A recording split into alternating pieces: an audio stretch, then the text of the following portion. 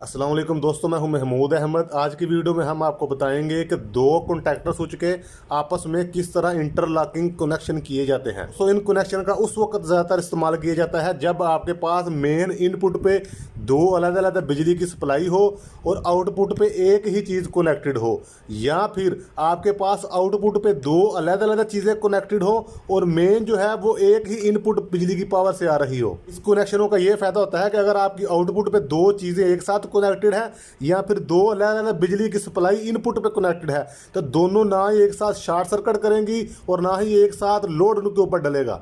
ये दो पॉइंट होंगे एनसी के, तो आपका ये जो कॉन्टैक्टर स्विच है ये इंटरलॉकिंग कनेक्शन के लिए इस्तेमाल होगा। एनसी के पॉइंट नहीं होंगे तो नहीं होगा। ये A1 और A2 ये हर कॉन्टैक्टर स्विच के कॉइल के पावर के कनेक्ट स्टार्टिंग के यानी एनर्जाइज करने के पॉइंट होते हैं। जैसा कि अभी आप देख रहे हैं A1 और A2 कनेक्शन सेम ही होंगे।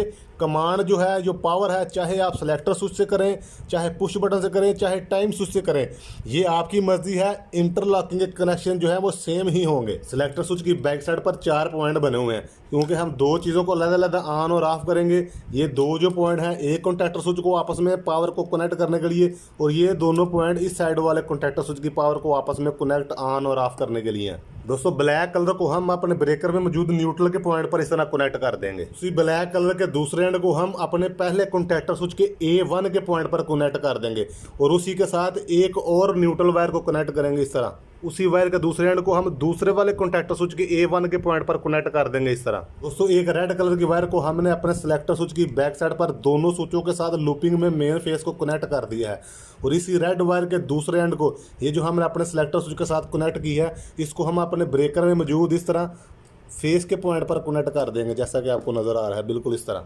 एक और रेड वायर को हम अपने सेलेक्टर स्विच के, ये जो हमारे नीचे तरफ दो पॉइंट खाली हैं दोनों स्विचों के, यहाँ इसकी आउटपुट पर कनेक्ट कर देंगे इस तरह। और उसी रेड वायर के दूसरे एंड को हम अपने पहले कॉन्टैक्टर स्विच के A2 के पॉइंट पर कनेक्ट कर देंगे इस तरह। ये अभी मैंने इसको डायरेक्ट ऑन ऑफ करने के कनेक्शन किए हैं क्योंकि पहले आप ये समझेंगे तो इंटरलॉकिंग के कनेक्शन समझने आसान होंगे। और अपनी इसी ब्लू वायर को हम अपने सेलेक्टर स्विच की, ये जो हमारा आउटपुट का पॉइंट खाली था, यहाँ पर कनेक्ट कर देंगे इस तरह। दोनों स्विचों को मेन फेस पहले ही ऊपर से लूपिंग करके मिल चुका है।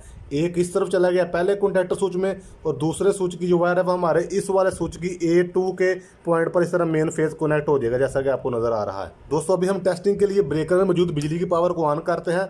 अभी आपको डायरेक्ट भी ऑन करके बताते हैं और ये भी बताएंगे कि इसको इंटरलॉक करने का फायदा क्या है।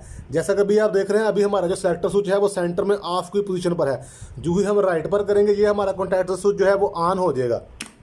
ये ऑन हो चुका है। अभी हमने इस वाले को ऑफ कर दिया, अभी ये ऑन हो चुका है। जैसा कि अभी आप देख रहे हैं ये हमारा कॉन्टैक्टर स्विच जो है वो ऑन की पोजीशन पर है। आप ये समझिए कि ये जो हमारा कॉन्टैक्टर स्विच है ये भी ख़राब होने की वजह से, इसकी कॉइल ख़राब होने की वजह से ऑन की पोजीशन पर है और ऊपर से हमने ये भी ऑन कर दिया है, तो ये सीधा सीधा शॉर्ट सर्किट है। या फिर दो चीज़ें अगर अलग अलग कनेक्टेड हैं तो एक ही मीटर के ऊपर ये सारा लोड चला गया है। इसी शॉर्ट सर्किट से बचने के लिए अब हम इन दोनों स्विचेस को आपस में इंटरलॉक करेंगे ताकि ये दोनों एक साथ बिल्कुल ऑन ना हो। अगर आप चाहें भी या आपका जो कॉन्टैक्टर स्विच है ख़राब भी हो गया तो ये बिल्कुल एक साथ ऑन नहीं होंगे, एक टाइम पे एक ही ऑन होगा। अपने पहले कॉन्टैक्टर स्विच को इस कॉन्टैक्टर स्विच के साथ इंटरलॉक करने के लिए, जैसा कि हमने पहले बताया था कि आपके पहले वाले कॉन्टैक्टर स्विच के ऊपर ये दो पॉइंट हैं एनसी के, इधर भी इस वाले कॉन्टैक्टर स्विच की ये जो मेन पावर जा रही है यहाँ से यहाँ पर, जो कि आप देख रहे हैं मेन फेज जा रहा है, ये इसको हम यहाँ से कट करेंगे जैसा कि अभी आप देख रहे हैं। जो ही कट किया इसके दो एंड बन गए हैं। इसको हम पहले वाले कॉन्टैक्टर स्विच के ये जो एनसी पॉइंट है यहाँ पर कनेक्ट करेंगे और इसको इसी एनसी पॉइंट के दूसरे पॉइंट पर ऊपर की तरफ इस तरह कनेक्ट कर देंगे। इसकी मेन पावर को इस कॉन्टैक्टर स्विच के एनसी के पॉइंटों से गुजारा है हमने। और अभी हम ये जो A2 को पावर मिल रही है पहले वाले को, इसको भी ओपन करेंगे, इसको इस वाले कॉन्टैक्टर स्विच के एनसी के पॉइंटों से गुजारेंगे यहाँ से। समझ आ रही है?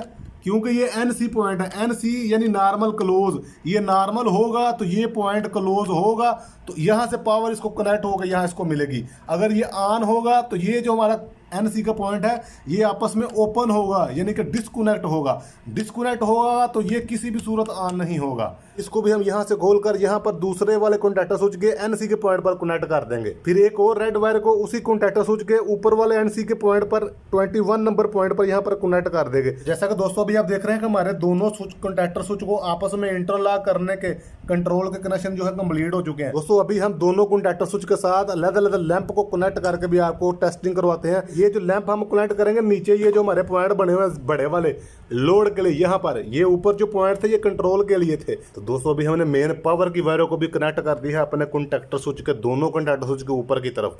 जैसे कि अभी आप देख रहे हैं कि वायरों के बहुत ज़्यादा गुंजल पड़ चुके हैं, इसलिए अभी हमने जो पहले आपको इंटरलॉकिंग कनेक्शन समझाए थे वो सेम ही रहेंगे।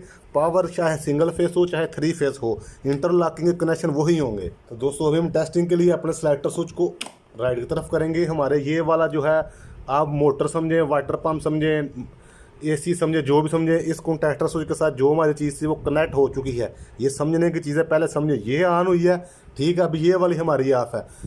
अभी हम जो ही मैनुअली इसको ऑन करेंगे, ये वाली जो हमारी है वो ऑफ हो चुकी है। किसी भी वजह से ये अगर ख़राब हो चुका है, या ये जो हमारा पहले वाला जो कॉन्टैक्टर स्विच है ये अंदर की तरफ ही रह चुका है, ये फ़ौरन ऑन हो जाएगा, वो ऑफ हो जाएगा। ये देखें, अगर मैं इसको ऑटोमेटिक सिस्टम को मैनुअली खुद से ख़राब कर रहा हूँ, ये देखें, ये ऑन होगा तो वो उसी वक्त ऑफ हो जाएगा, जैसा कि अभी आप देख रहे हैं। ठीक है, ये देखो कि ख़राब हो चुका है। अब ये वाला मैंने इसको ऑन भी कर रहा हूँ, ये वाली हमारी चीज़ जो है वो ऑन हो नहीं रही है। ये वाला जो हमारा लैंप है ये ऑन हो चुका है, और अभी जो ही मैं इसके कॉन्टैक्टर स्विच को ज़बरदस्ती ऑन ऑफ करने की कोशिश करूँगा, ये हमारा ऑन हो जाएगा, वो उसी वक्त ऑफ हो जाएगा। समझ आ रही है आपको? ये तरीका होता है इंटरलॉक करके किसी भी किस्म के शॉर्ट सर्किट से बचने के लिए और लोड को भी एक जैसा रखने के लिए।